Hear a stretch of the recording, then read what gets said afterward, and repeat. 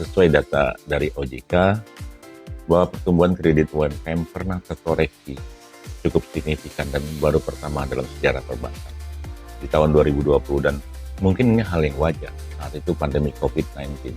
Pertumbuhan kredit UMKM terkoreksi sampai minus 2,21%. Namun tahun 2021 pertumbuhan kredit UMKM cukup signifikan, mencapai 12,3%, bahkan di tahun 2022 mencapai 17,56%. Dan pada 2023 kembali menurun, 2004 cukup menurun lagi, dan 2025 nah ini terkoreksi kembali. Data terakhir yang saya dapatkan sampai minus 0,18% terkoreksi pertumbuhan kredit UMKM, di mana cita-cita mulia kita tahun 2022 yang lalu, di saat rasio kredit UMKM hampir mencapai 21%, diharapkan nanti rasio kredit UMKM mencapai 30%. Hari ini 2025 bahkan turun di bawah 19%.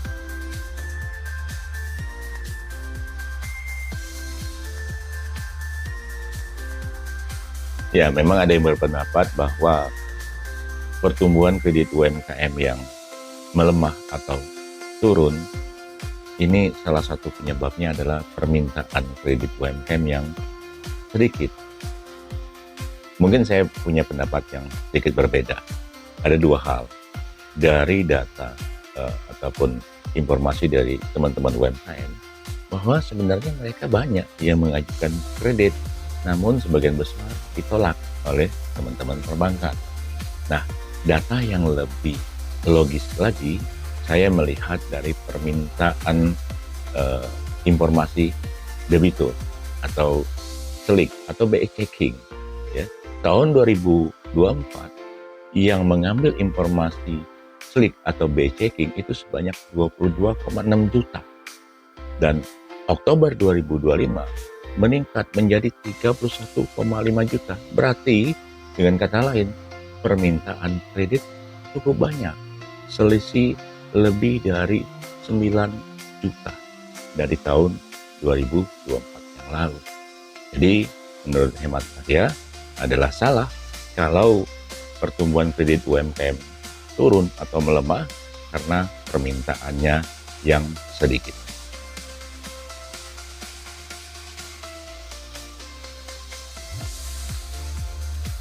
Benar sekali, karena teman-teman perbankan awal yang melihat itu adalah informasi dari debitur sendiri melalui BI checking atau SLIK tadi. Jadi kalau dia memiliki kredit bermasalah, teman-teman bank nggak mau proses atau ditolak. Dengan kata lain, ya memang tidak ada aturan dari Bank Indonesia ataupun OJK yang mengatakan melarang bank memberikan kredit kepada calon debitur yang bermasalah atau jelek di BI checkingnya. Namun masalahnya, hampir semua petugas kredit di bank nggak mau terima. Ini yang membuat akhirnya banyak sekali kredit yang ditolak.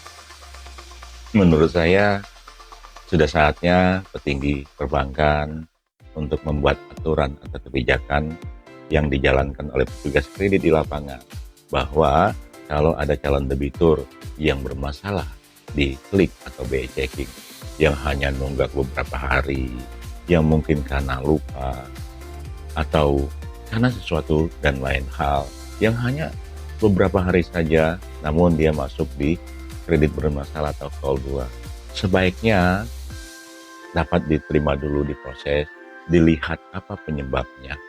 Sepanjang usahanya layak, menurut saya harusnya bisa disupport ataupun disetujui permohonan kredit.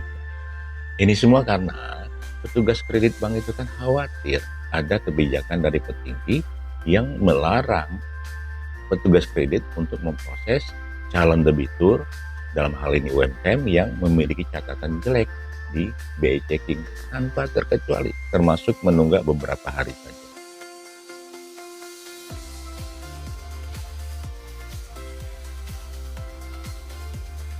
Pada dasarnya bank itu menilai calon debitur itu pada 5C, ya. Karakter, capacity, capability, condition of economy, dan kolateral. Kolateral itu yang terakhir, agunan itu yang terakhir. Yang penting karakternya bagus, kemampuannya ada untuk mengelola usaha, permodalan atau kondisi keuangannya baik, kondisi ekonomi ataupun stabilitas kondisi suatu negara yang berbidang di bidang sektor usaha calon debitur tersebut juga baik. Rasanya kalau 4 ini bagus, bank tidak memikirkan agunan sepanjang nilainya seperti kur yang di bawah 100 juta. Namun kalau di 4 ini ada permasalahan, bank sebaiknya atau bank akan mengarahkan baiknya calon debitur memberikan jaminan atau agunan tadi. Dan biasanya kalau kredit di bawah 100 juta yang mereka minta agunan, mereka arahkan ke produk mereka yang lain, bukan kur. Jadi mereka juga punya produk kredit di bawah 100 juta selain kur.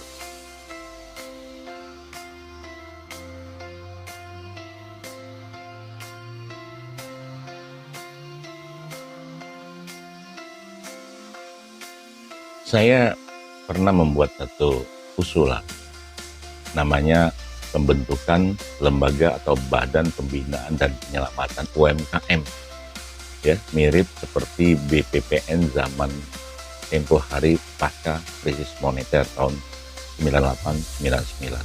Nah, lembaga pembinaan dan penyelamat UMKM ini, atau saya singkat LPPU ini, lebih sederhananya begini, karena permasalahan UMKM yang selik atau BCG-nya jelek atau tidak memiliki agunan, sudah saatnya pemerintah atau pihak terkait membentuk lembaga atau badan ini.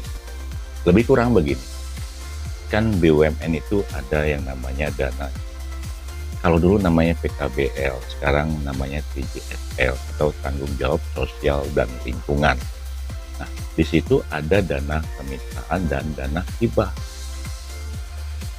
Debitur UMKM yang macet atau bermasalah di bank diambil alih oleh lembaga LPPU ini sehingga kreditnya lunas, terutama di Bank Himbara dulu.